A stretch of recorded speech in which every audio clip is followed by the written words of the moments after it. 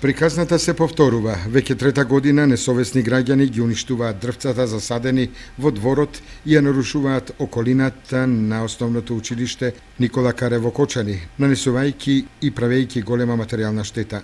Во изминативе 2 дена повторно на потек се зимзелените дрвца во дворот на училиштето, кои кратците ги скорнале од земја и ги однеле во непознат правец. Значи негде во просек штетата е од 20 до 30 илјади денара. Ние како училиште и како луѓе донатори кои сакат на некој начин да го разубават училишниот двор, сите ќе го осудат вандалски чин